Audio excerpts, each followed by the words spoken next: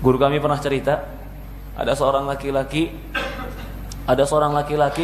Masya Allah, ya, guru kami menceritakan seorang laki-laki yang belajar agama dan insya Allah dia istiqomah, thalabul ilmi, menikah dengan seorang wanita yang insya Allah juga thalabul ilmi.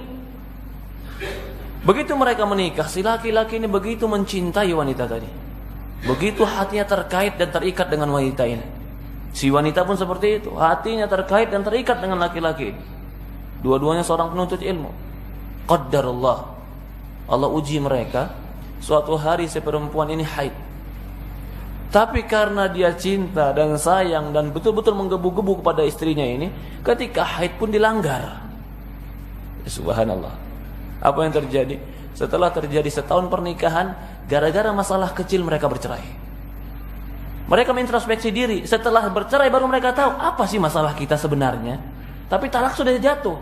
Ternyata kalau mereka ingat masalahnya kecil, ketika dia laporkan ke syekh baru dia ingat, ya syekh, ternyata kami bergampangan dengan melakukan dosa. Apa itu?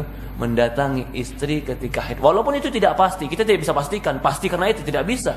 Tapi hadis Rasulullah SAW mengatakan, mata wadda ithnan, tidaklah dua orang saling mencintai, fafarraqa bainahuma, kemudian keduanya bercerai, berpisah, berantem, berkelahi, illa bisababi dzanbin ahadihima, kecuali karena dosa salah satunya atau keduanya.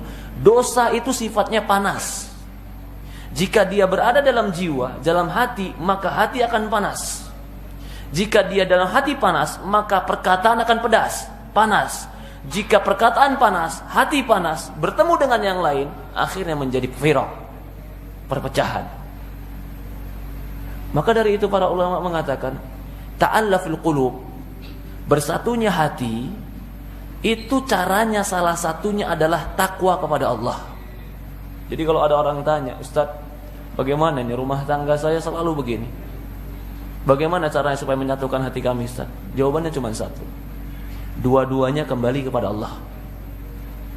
Law anfaqta ma fil ardi jami'an ma alafta baina qulubihim walakinna Allah yu'allifu bainahum.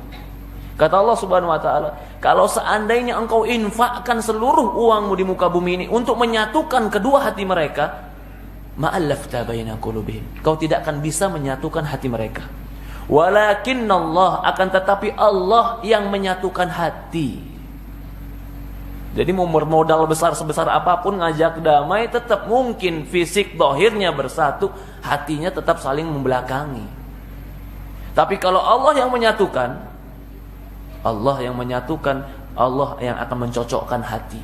Perhatikan dalam ayat, Allah berfirman, wa min ayatihi an khalaqalakum min anfusikum azwajan litaskunu ilaiha wa ja'ala bainakum mawaddata wa rahmah inna fi dzalika laayat. Kata Allah Subhanahu wa taala, dari tanda-tanda kekuasaan Allah, wa min ayatin an khalaqalakum min anfusikum azwajan, Allah ciptakan dari diri kalian pasangan-pasangan, litaskunu ilaiha, agar kalian sakinah dengan pasangan kalian, tenang dengan pasangan kalian. Ini tanda kekuasaan Allah. Kenapa di awal ayat Allah katakan dari tanda-tanda kekuasaan Allah? Karena tidak ada yang bisa menyatukan kecuali Allah. Tidak ada yang bisa membuat hati itu tenang dan sakinah kecuali Allah. Wa ja'ala bainakum mawaddata wa rahmah. Allah yang menjadikan di antara kalian saling mencintai dan saling menyayangi. Wa ja'ala, jelas-jelas dikatakan, yang menjadikan kita saling mencintai siapa? Allah. Bukan fisik kita. Oh, karena fisik saya gagah, istri saya mencintai saya. Bukan. Begitu juga istri. Ketika istri merasa bahwa fisiknya indah, lalu dia mengatakan karena fisik saya, suami saya tergila-gila sama saya. Bukan. Allah yang menjadikan dia suka kepada kamu.